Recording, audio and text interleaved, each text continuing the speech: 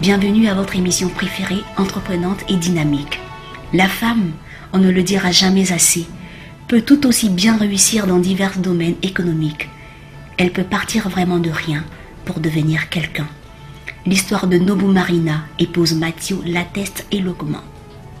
Cette orpheline a triomphé par son audace sur les difficultés de la vie, au point d'être à la tête d'une grande entreprise de bâtiment.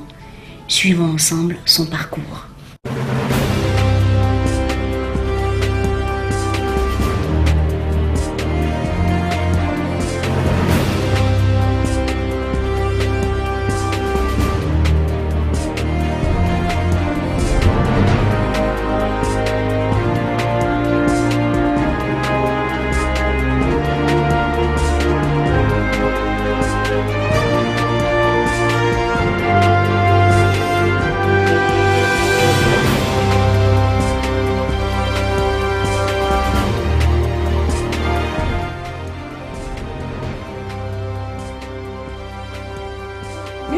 Comment ça va? Ça va? Adou, la famille, ça va? Et ton bébé, Stéphane, il va bien? Ça va? Ok. Aujourd'hui, ce lundi, là, vous allez me présenter les différentes déclarations à déposer aux impôts. Et puis, bon, après, on va faire la réunion. Donc, je vous attends tout à l'heure dans 5 minutes.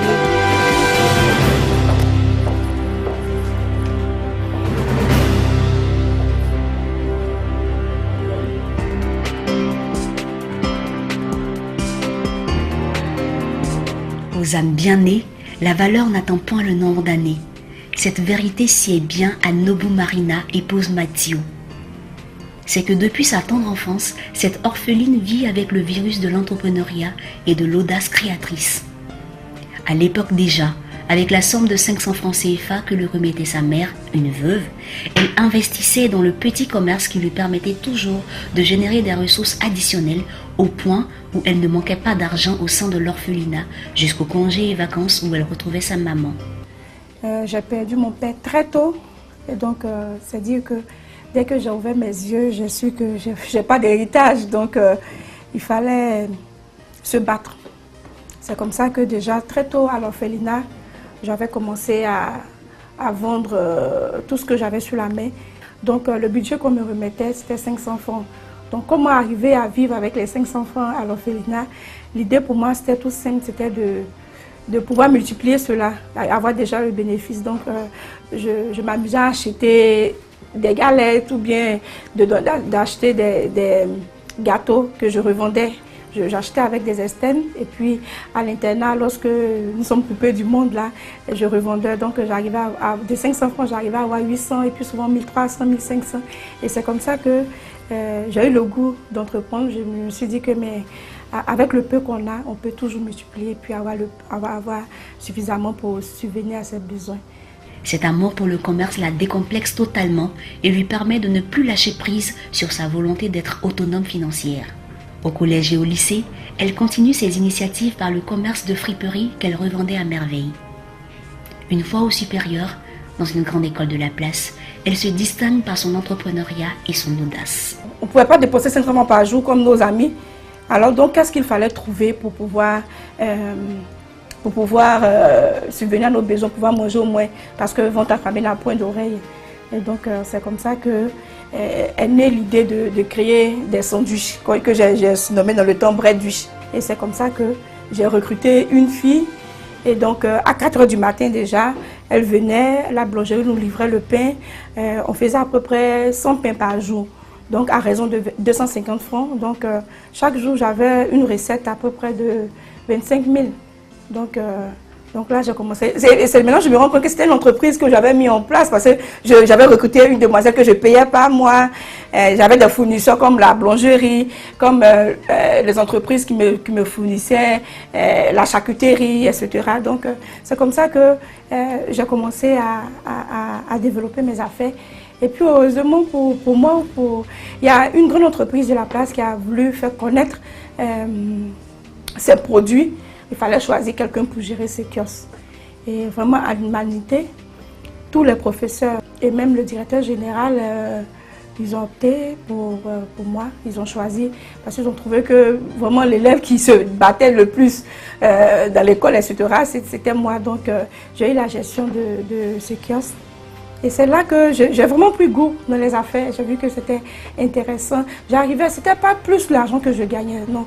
Mais c'était le fait que je voyais les élèves sourire parce qu'ils gagnaient de quoi à manger et à moins de coûts. Sa première activité professionnelle est dans une structure spécialisée dans la sécurité informatique. La qualité de son travail l'amène vers un opérateur économique qui, satisfait de son travail, lui propose un poste de responsable commercial dans la structure immobilière qu'il dirige. Le monsieur comme ça était venu dans notre bureau et il a dit il était venu se présenter. Et après, j'ai discuté un peu avec lui et puis il m'a dit il a été choisi pour être parrain d'une manifestation. Donc il avait besoin d'avoir des sponsors, des entreprises qui pouvaient donner des gadgets et tout. Donc est-ce que je pouvais m'en occuper? Et c'est comme ça que j'ai décidé de le faire. C'est vraiment lui rendre service. Et alors que c'était aussi un test pour lui. Au bout de 2 semaines, j'ai réussi à avoir plusieurs sponsors. Et donc la manifestation de son parrainage était très bien et tout. Et il m'a proposé le poste de commercial d'abord. C'est après, quand je suis entrée dans sa structure, que je suis devenue directrice commerciale. Il m'a proposé le poste de commercial.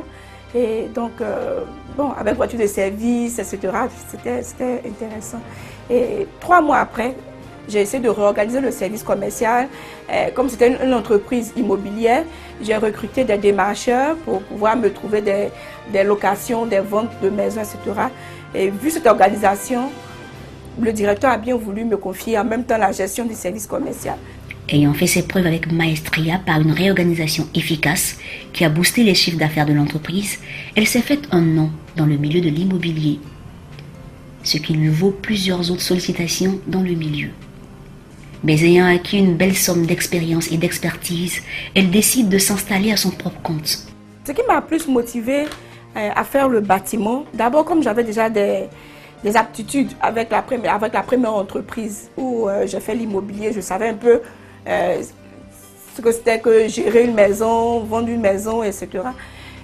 Et j'ai été, en tant que commerçante, j'ai confrontée à une localité qu'on appelle la Boissokomwe, où j'étais allée là-bas rencontrer le sous-préfet.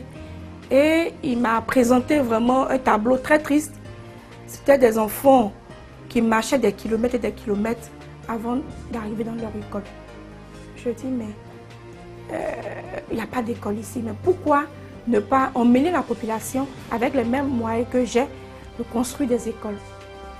Et puis, l'idée de construire des écoles déjà m'a amené à m'intéresser au type de bâtiment.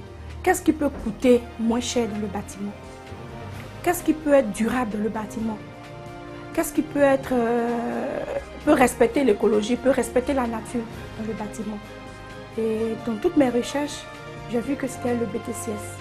Ça signifie bloc de terre comprimé et stabilisé. C'est comme ça que j'ai décidé de pouvoir offrir aux habitants quelque chose de beau, quelque chose d'écologique, quelque chose de durable et surtout moins cher. Forte des aptitudes acquises, elle monte la société OL International qui, sans exagérer, est la championne dans le domaine de la construction de maisons écologiques en Côte d'Ivoire. Vous savez, le bâtiment, ce n'est pas dans un bureau, donc vraiment on va aller sur le chantier. On vient de parler de BTCS, il est bon que vous voyez de vos propres yeux ce que c'est que le BTCS. Donc nous sommes en train de faire un site à Bouffodoumé, une production, donc je voudrais que vous m'accompagniez.